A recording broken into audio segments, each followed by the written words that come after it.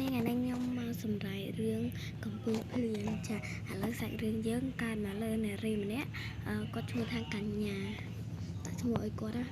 ហើយគាត់ក៏ភ្ញាក់ឡើងហើយអាពេលហ្នឹងភ្លៀងទេបងប្អូនគឺភ្លៀងរាល់ថ្ងៃភ្លៀងទេរលឹមណាបងប្អូនហើយភ្លៀងរាល់ថ្ងៃហ្មងតែមិនដែលលិចទឹកទេហើយយើងហើយនារីម្នាក់ហ្នឹងក៏គាត់ទៅទិញម្ហូបហើយគាត់បានចូលទៅក្នុងវិញស្អីភ្លៀងថ្ងៃហ្នឹងដូចជាត្រជាក់ខ្លាំងចឹងទៅគាត់ភ្លេចយកឆាត់មិញឥឡូវគាត់ទៅយកឆាត់សិនថ្ងៃហ្នឹងត្រជាក់ឥឡូវគាត់បានយកឆាត់ហើយគាត់ក៏ចេញទៅក្រៅគឺគាត់អត់ជិះឡានអត់ជិះកង់អត់ជិះអីទេគឺគាត់ដើរសារអី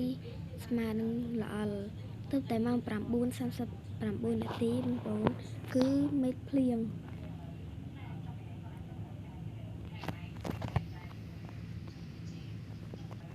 ហើយគាត់ក៏ដើរកាត់ផ្ទះម្នាក់ប្រុសនេះគឺគាត់ឈ្មោះថាសុវណ្ណរាគឺបរិយាម្នាក់ហ្នឹងក៏ត្រូវបណ្ដាសាមេធ្មប់គឺមេធ្មប់មកពីលើមេឃទេបងប្អូនឥឡូវយើងចូលទៅមើលទៅនេះគាត់ត្រូវបានមេធ្មប់ដាក់បណ្ដាសាឲ្យគាត់ខ្លាចជាកូនក្មេងគឺគាត់ដើរអីអត់កើតទេបងប្អូនអាណិតគាត់ឥឡូវយើងទៅទទួលឆាត់អីគាត់ឈ្មោះរ៉ាបងប្អូនមើលមេធ្មប់ធ្វើបាបគ្នាបងប្អូនធ្វើឲ្យគាត់ហ្នឹងខ្លាចជាកូនក្មេងហើយដាតរួចហើយមេឃភ្លៀងជាក់ខ្លាំងឥឡូវយើងរើទៅអង្គុយហូបអីវិញហើយយើងដើរធម្មតាតែល្អដួលហើយ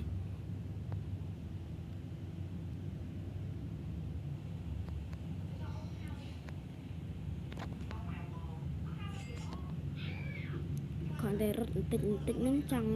ដួលហ្មងហើយថ្ងៃហ្នឹងអេដមីនមកដល់ហើយបើចង់ឲ្យអេដមីនសម្រាយរឿងអីទៀតខមមិនប្រាប់ខាងក្រោមហើយពេលមើលហើយកុំភ្លេចឲ្យមេដៃអេដមីនម្នាក់មួយផងថ្ងៃហ្នឹងអត់ស្រួលខ្លួនទេ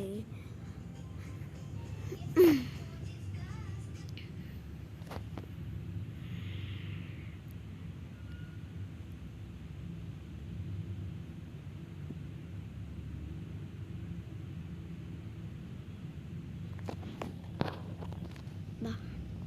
ទុកឆាត់សិនទុកឆាត់ហើយកញ្ញាក៏ដើរចូលក្នុងហើយគាត់ក៏អង្គុយអីញ៉ាំអីចឹងណាគាត់ក៏ហូបហើយគាត់មានអារម្មណ៍ថាចុកពោះខ្លាំងណា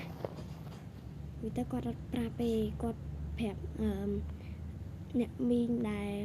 ម្ចាស់ហាងហ្នឹងគាត់ថាចែកថាអ្នកមីងខ្ញុំសុំជួយបន្ទប់ទឹកមួយគឺគាត់ចុកពោះខ្លាំងណា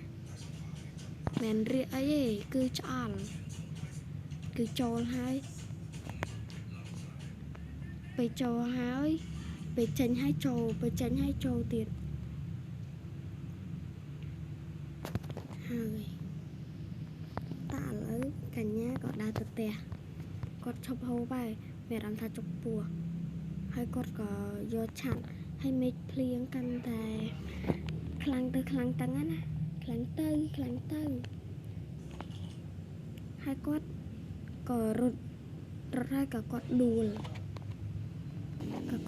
ហើយគ្មានណាគេមកជួយគាត់ទេបងប្អូនគឺកញ្ញាគាត់ប៊ីសនឹងស្លាប់ហើយគឺគាត់ក្រោតកើតទេហើយគាត់ក៏យកប្រេងកាឡាមកហិតទៅហើយទៅគាត់មានអារម្មណ៍ថារៀងធូរតិចទៅបានគាត់ងើបកើតទៅគាត់ក៏ទៅយកឡានគាត់អានេះឡានពីអ្នកបងប្អូនគាត់ខ្ចីកញ្ញាគឺខ្ចីហើយខ្ចីអត់តន់យកទៅឲ្យគេវិញទេហើយគាត់ក៏ជីមិនផ្ទះណាគាត់ថាថ្ងៃហ្នឹងចង់ដល់លេខ្ជិលនៅផ្ទះគាត់ក៏ជីទៅ បងប្អូនកញ្ញាអ្នកមានណាបងប្អូនកញ្ញាគឺជាគ្រួសារអ្នកមានភ្លើងនេះវិញអូយប៉ែនេះវិញ ហើយគាត់ក៏ជីទៅលេងកន្លែងនេះគាត់ជីទាំងភ្លៀងមក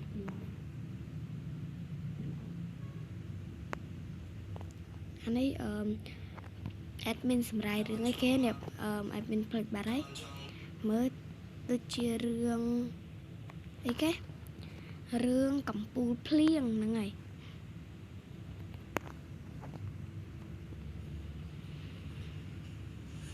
ហើយ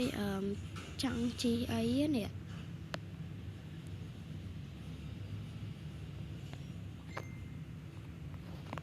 នៅកន្លែងនេះអត់ល្អទេណាបងប្អូន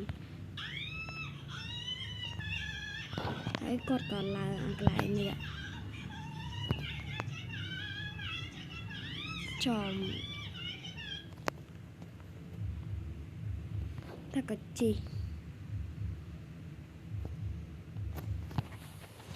រឿងនេះចាប់ហើយបាយបាយ